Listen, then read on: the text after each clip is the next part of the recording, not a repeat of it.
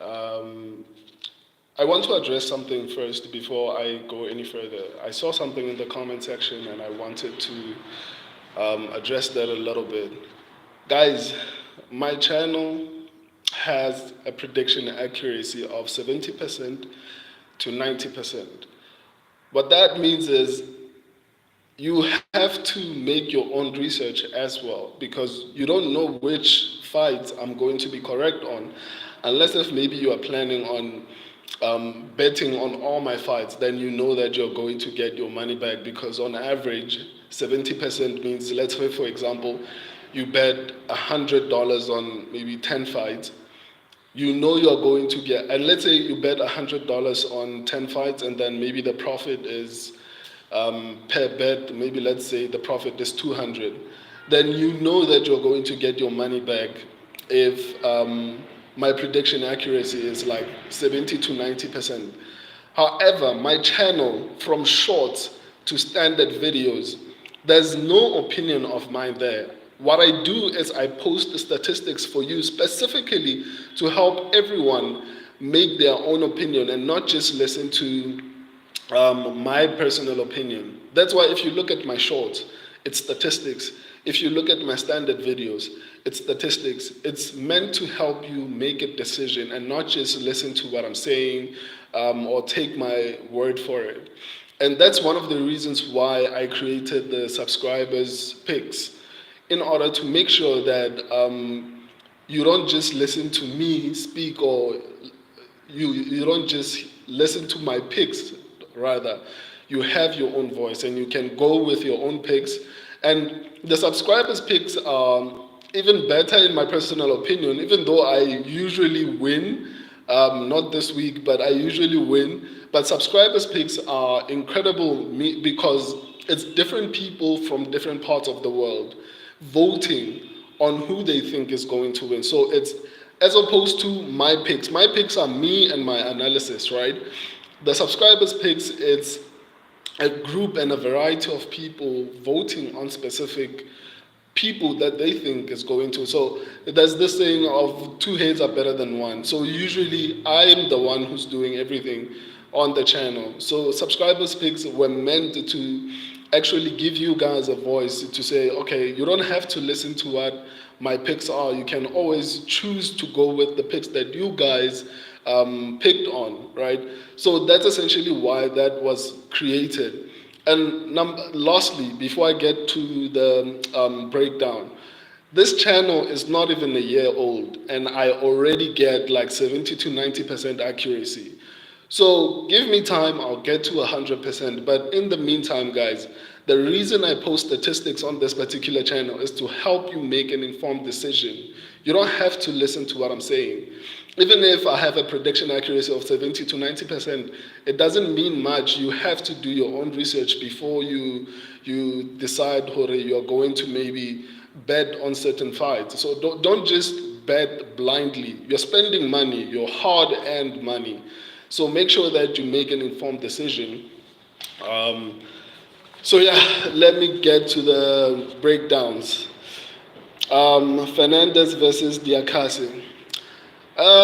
With this fight, I know it's going to sound like I'm bitter because my pick lost, but I feel like Diakase's fence grab, right, prevented a submission, a finish. In my personal opinion, it was horrible, and I don't know how the referee didn't even take a point. What is a stern warning going to change? Because that could have potentially ended in a submission, in my personal opinion. That the referee actually should have taken a point, but nonetheless, Diakase looked improved, especially in grappling. I don't feel too bad that I wasn't right about this one because ultimately, like it was a split decision, so I wasn't that off. It was just what do you call it? The better fighter, not the better fighter. The other guy did more. By grabbing the fence, by grabbing the fence. I'm joking, but it's true. And I feel bad for the guy. He's been doubting himself and all those type of things. And I get that, but that's the nature of the sport and life in general, man. You either get better at something or you choose to do something else, you know. But I hope he gets better. He seems like he's passionate about this. So on to the next one, Mora versus Ruiz. I don't like that Mora missed weight, but she has a really, really bright future. I think she's ready to even compete with, what do you call it, the top 15 of her division. She looked incredible. She looked like she should be ranked at some point, or even currently, she looked like she should be ranked. I also didn't realize how small Ruiz was. You know, it's incredible how bargain height and reach can make the difference that height and reach can make. So yeah, I need to pay attention a little bit more to that. But at least this one, I was correct, and my subscribers as well were correct about this one. Hill versus Gomes. Here's another one. This this surprised me largely because I didn't think Hill would perform like this. Although in my sorry about that. Although in my previous breakdown, I did actually mention that Hill was improving. I just felt like it was a little bit too late for her to be improving, and there's only so far she can go, even if she improves. But nonetheless, she proved me wrong. She actually improved, and and she beat Gomes. I was a little bit disappointed with Gomes because I think she gassed out. I think that's one of the reasons why she lost. But let me not say that. Hill looked significantly faster than Gomes. She looked incredible.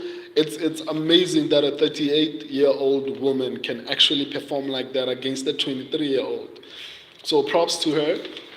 I just feel like she should have done this a little bit earlier in her career, because at this point there's only so much that she can do because she's 38. It's kind of like Holly Holm. You know, Holly was doing really well at the top, but she's 40. There's only so far that you can go. But at the very least, Holly Holm was actually successful to a point whereby she was able to become a champion. Hill, I don't think that will ever happen. But I guess we'll just have to wait and see. You know. On to the next one: Petrino versus Bakauskas. In my previous breakdown, I actually spoke about Petrino's poor defense when it comes to both striking and grappling. I spoke about this. And I think if this fight went to a decision, but again, this guy would have lost. Petrino would have lost, in my personal opinion. So he's good, but he needs to improve. If he doesn't improve, his win streak is going to end. His undefeated streak is going to end because he is horrible defensively, both grappling and striking. Offensively, he's decent. He's not good. He still needs to improve, but offensively, he's decent. But defensively, he's horrible. Even though I picked him to win, even though my subscribers picked him to win, his defense is horrible, and he won't do really well in the upper rankings. But I guess we'll just have to wait and see. By the way, on the previous fight, Hill versus Gomes, my subscribers and I picked Gomes, so you were wrong about that. On to the next one. Oh, we picked Petrino on this particular fight to win, both my subscribers and I. On to the next fight, Fakhretdinov versus Dos Santos. Here's the thing with this particular fight, right? Rinat is fun to watch. He reminds me a lot of Chimaev. Like, his fights are exciting. His fighting style, in my personal opinion, is extremely exciting. I'm excited about the prospects at middleweight and welterweight. From Rakhmonov, Jack Della Maddalena, what do you call him? Who else? There's so many incredible prospects between 170 and 185. I'm looking forward to them performing. But let's get to the fight. I feel like we need to, something needs to be done with judges, right? Because a lot of us just complain and nothing ever really changes. Because in this fight, um, Rinat actually dropped Dos Santos in the first round and actually Controlled him. He won the second round. The third round, Dos Santos did the same thing Rinat did in the first round, but Dos Santos actually got the 10-8. My thing is, what's different from what Rina did in the first round that he didn't get a 10-8, but Dos Santos did exactly the same thing that Rina did in the first round, but Dos Santos actually got the decision. It's Shevchenko's fight all over again. We are at a point whereby we know that people are going to be robbed of a decision if you are fighting in someone else's backyard. And it's honestly sad that this is the state of our. It's kind of like Francis's fight. I don't think it's any different from that. Like for people to actually give you a win because that's what happened. It doesn't make sense that they gave Rinat a 10-9 in the first round when he did exactly the same thing that Dos Santos did in the third round. Like it doesn't make sense. And not to take away from Dos Santos. Dos Santos is incredible and he was performing well in the third round, and he no doubtably won that third round. I'm just saying that if they felt like that was a 10-8, how is a round one not a 10-8 then? How do you explain that? Because they did the same thing. So how did Rinat not get the 10-8, but Dos Santos actually gets the 10-8? So I think it really sucks, but I guess maybe a draw is a little bit better than a loss, man. So yeah, what can we say? So I guess here, this one doesn't count. Brenner versus Kruczewski. Onto Brenner versus Kruczewski. So this fight is interesting because I personally feel like Kruczewski was looking really good up until obviously the knockout and all those type of things. But before then, I think Kruczewski looked incredible.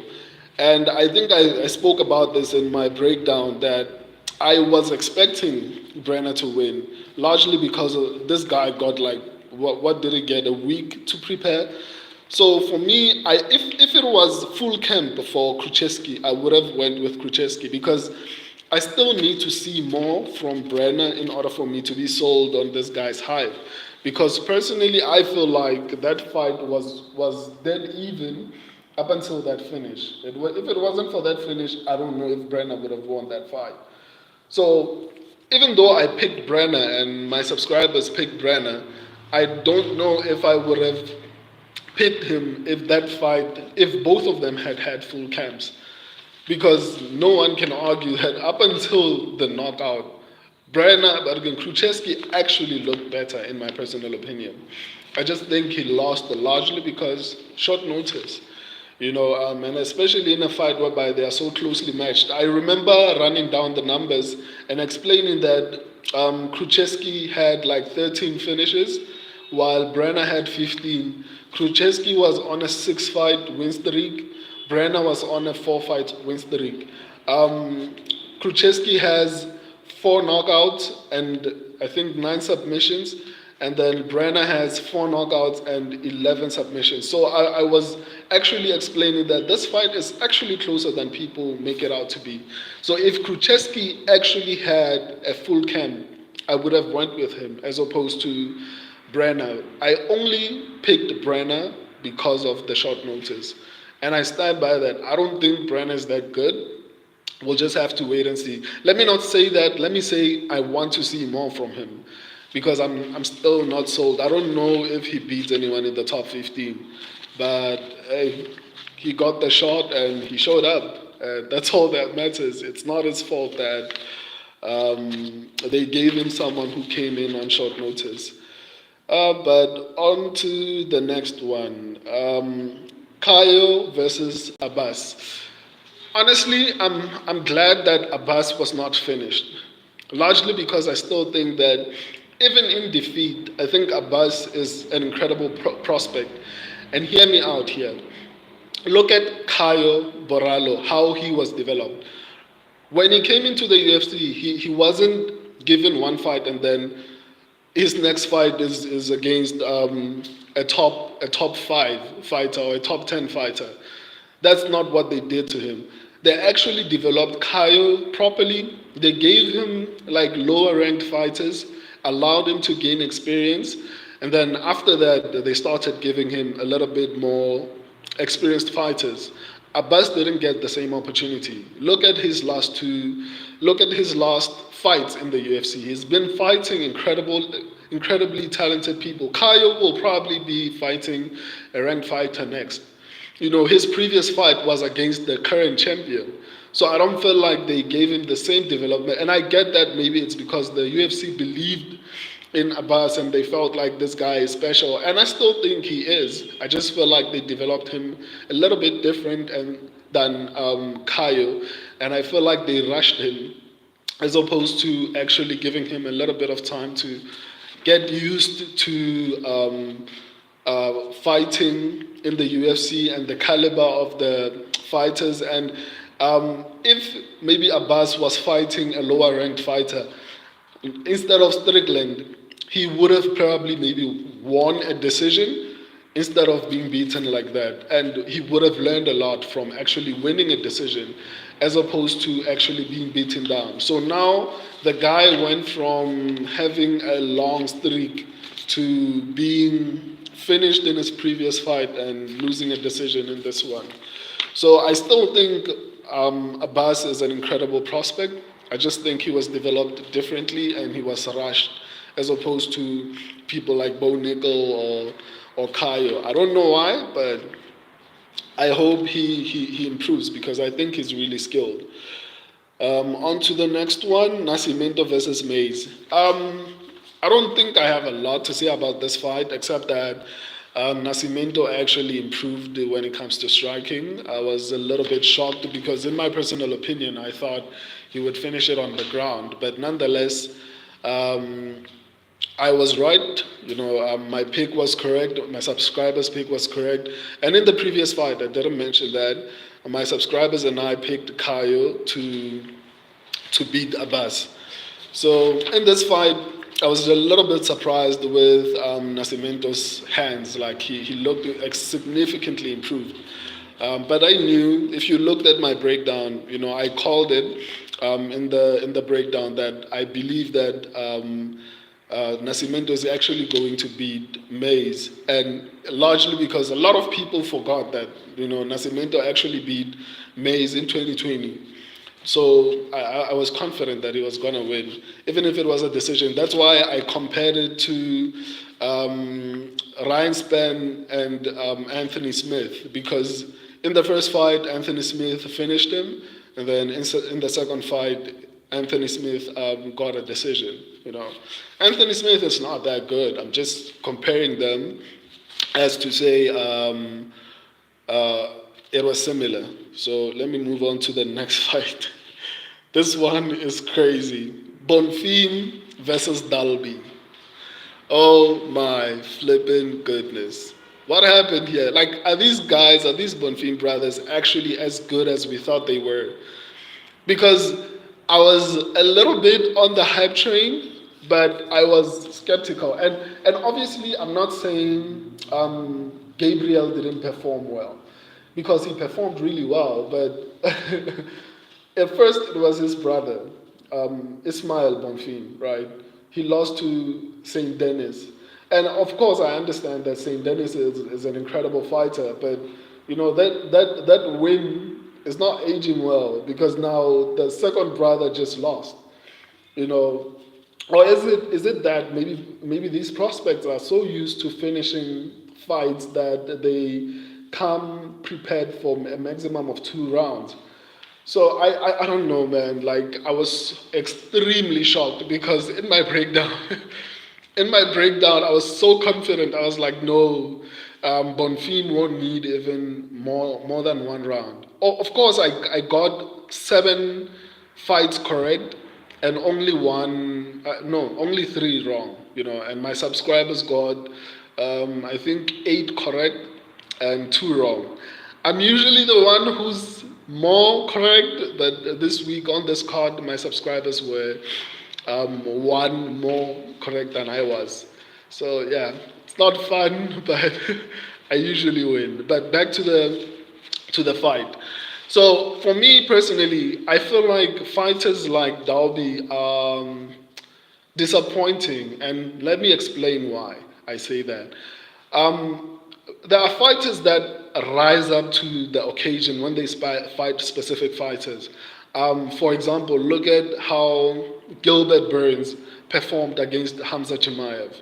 Gilbert, if that Gilbert was the Gilbert that we saw in every single fight, the guy would be a champion right now. So it's the same situation with Dalby. It's the same situation with Derrick Lewis. It's the same situation with Angela Hill, in my personal opinion. I mean, Dalby looked incredible. Let me not lie about that. But I feel like why look like that so late in your career? At 38, there's only so much that you can do. Um, there's only so much that you can do at the age of 38. So that's what I mean by disappointing. I feel like these people are so good. They could have done this, and they could have potentially been champions had they done this kind of preparation, or had they fought like this. Same thing with Derrick Lewis. Like he looked incredible in the main event, but I'll get to that. But that's why I'm referring to people like Angela Hill. Angela Hill was not that good in the past couple of years. She just got to this level now, and at 38, like it's disappointing. Similarly with Dalby, I don't know how far he can get, but hey, Bobby Green is ranked now, so maybe I'm wrong. Maybe there's something that they can actually achieve. But nonetheless, I'm significantly impressed with Dalby's performance. His ability to take a punch and to dish out punishment was incredible in that fight. So it was a huge upset, but I'm not mad at it. I'm just wondering, were we wrong about the Bonfim brothers? Because both brothers now on losses. The first brother lost, and now the second brother lost. But this one, I think, is a little bit more sad because he lost to a 38-year-old. So, and they gave him because they wanted him to win. But hey, that's how it is in the UFC. Moving on, I was wrong on this one, and my subscribers were wrong. On to the main event. Jailton Almeida. Here's another guy that I thought was good, and it turns out he's not. So in my head, I'm asking myself, what would have happened? What would have happened if that was Curtis Blades in there and not Derrick Lewis? Because in my head, I was like, no, this guy's going to run through Derrick Lewis, and especially, and not to take anything away from Derrick Lewis. Derrick Lewis improved significantly, but Jailton Almeida had an advantageous position throughout every single round, and the guy just stood there like he was doing nothing. And it's not like Derrick Lewis was trying to get up. He was, but like it wasn't like he couldn't get down like elbows or punches. And what annoyed me a little bit was after that he behaved like he performed really well, because all he did was just sit on Derrick Lewis. Like he didn't do much. So that's another thing that I had an issue with. Like, even though I picked Jailton Almeida to win and all those type of things, I don't think I used to compare him to Sergey Pavlovich. I used to compare him to Tom Aspinall, but I don't know if he's on that level, because I sincerely believe because this fight was originally supposed to be Curtis Blades versus Jailton Almeida. If it was Curtis Blades in there, Curtis can actually wrestle, like proper wrestle. It wouldn't have gone that way. Jailton would have lost that. I think maybe he should go back to 205 because another thing is he's massively undersized. And wrestling is important, or it's more effective if you are either grappling with someone your size or you are bigger. Technique is good, but Lewis is not known for grappling. Once he meets someone who can actually grapple, like Curtis Blades, it's gonna be a different story. So I think maybe he should just go back to 205 because it looked incredibly small.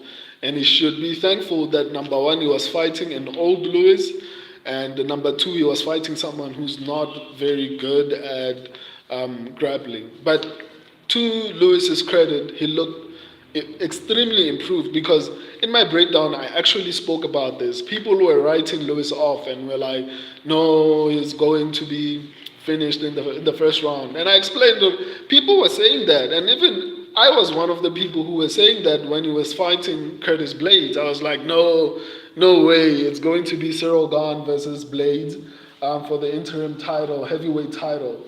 And then what happened? Lewis knocked him out. So that's what I knew this was a large possibility because Lewis is good, but it's sad that he's making these improvements late in his career.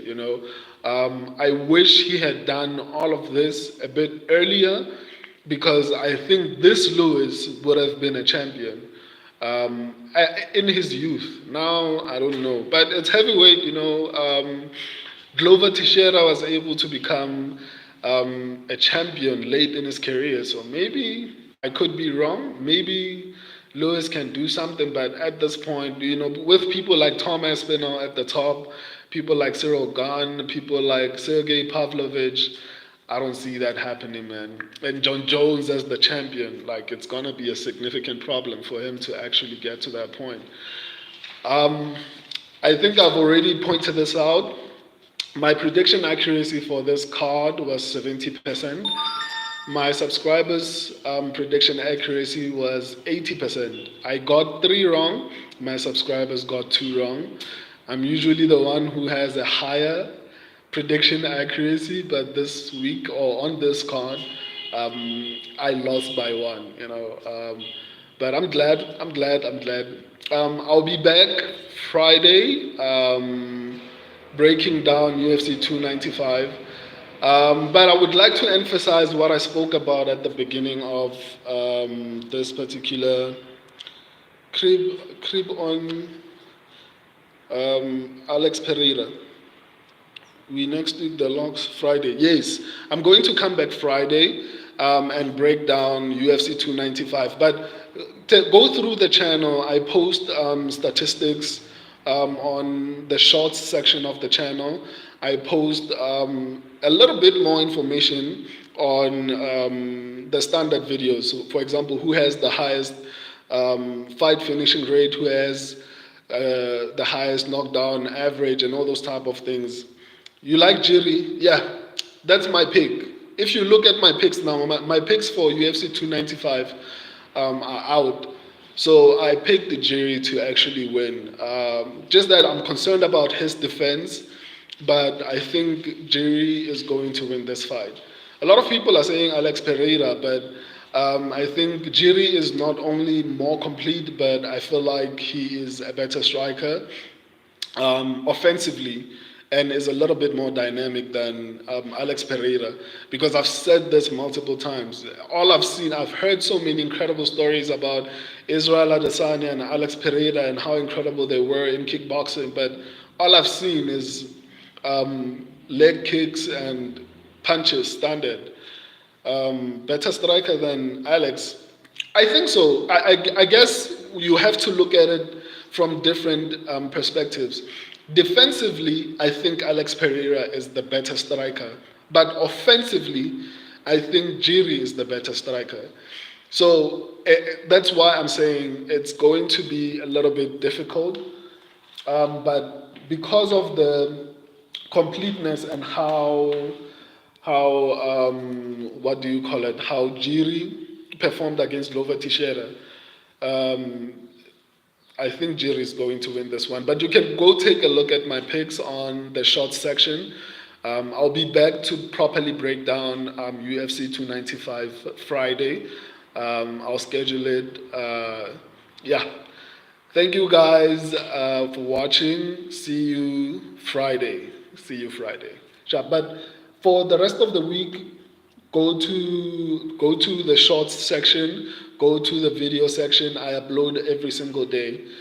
Useful information to help you. At the beginning of this live, you can rewind when I'm done. I was talking about the fact that I post this information for you guys so that you can make an informed decision. You don't just have to listen to what I'm saying. You can actually go through the statistics and make your own research.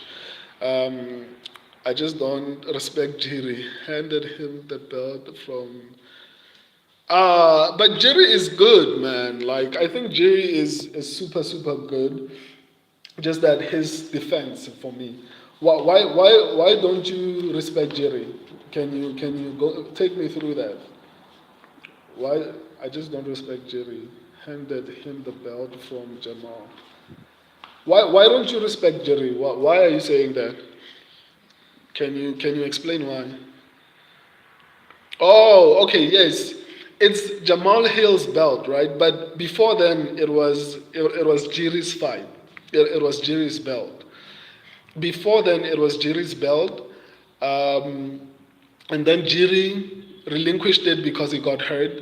And then the same thing that happened to Jamal Hill happened to Jiri. That's why. But the fight will happen. Whoever wins, I'm sure, will defend against Jamal Hill when he comes back. We'll talk Friday. Hope to see you then. You can turn on the notifications. Check Friday. Check. I'll be logging in. Thank you for watching.